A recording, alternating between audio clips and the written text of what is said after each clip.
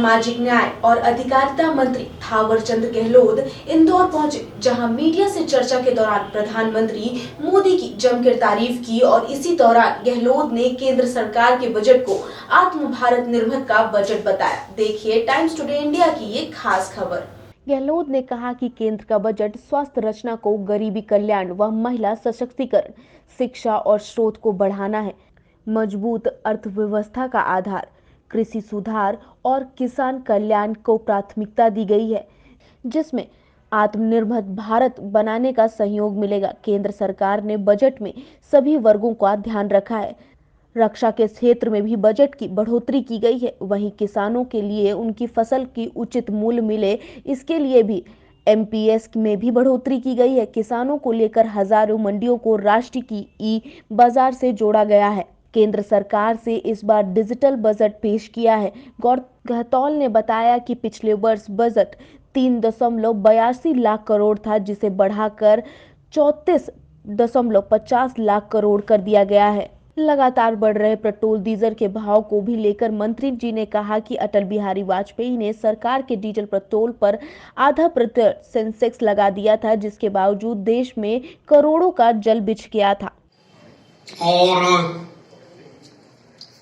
94,000 करोड़ से बढ़ाकर, अर्थात पिछले साल के बजट में 94,000 करोड़ था, इस साल 2,38,000 करोड़ रुपए का प्रावधान किया गया और जिसके बाद पूरे देश में करोड़ों का जाल बिछ गया था। मोदी सरकार डीजल पेट्रोल के सेंसेक्स को जनता की भलाई के लिए इस्तेमाल कर रही है। वहीं पेट्रोल और डीजल के बढ़ते दाम बहुत कम है।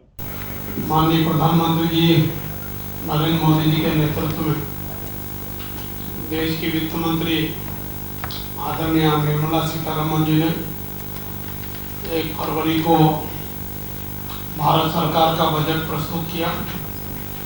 वैसे उसकी जानकारी आप सब लोगों को पहले से है और मिली भी है।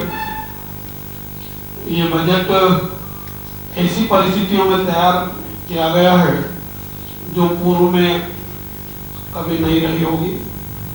निश्चित रूप से यह बजट इस नए दशक का पहला बजट है जो कि डिजिटल बजट भी है। आप सभी के समर्थन से ये संभव हुआ है। अब तक केवल 3 बार ऐसा हुआ है जब अर्थव्यवस्था के संकुचन के बाद बजट आया। इस बार कोरोना महामारी के कारण बजट पर और अर्थव्यवस्था पर विपरीत असर पड़ा था। अर्थव्यवस्था में संकुचन वैश्विक महामारी की वजह से हुआ, ठीक वैसे ही जैसे अन्य देशों में भी हुआ। ऐसी परिस्थिति भारत के अलावा कई देशों में उत्पन्न हुई है। यह बजट हमारी अर्थव्यवस्था को ऊपर उठाने और रफ्तार पकड़ने के लिए वह अवसर उपलब्ध करता है।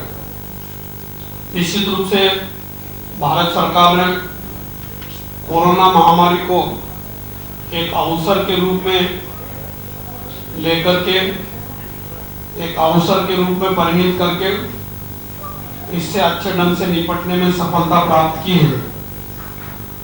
इस बजट के दिल में गांव, किसान, आत्मनिर्भर भारत मिशन को मजबूती देने का प्रावधान है।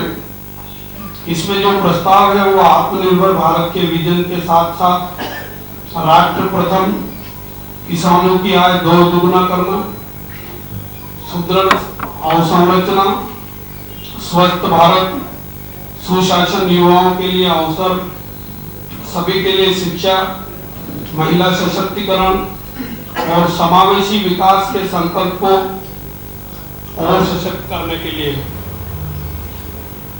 विपरीत परिस्थितियों के बाद भी इस बजट में बड़ी वृद्धि हुई। पिछले साल का बजट 30,42,000 करोड़ का था। इस बार का बजट 34,50,000 करोड़ का है।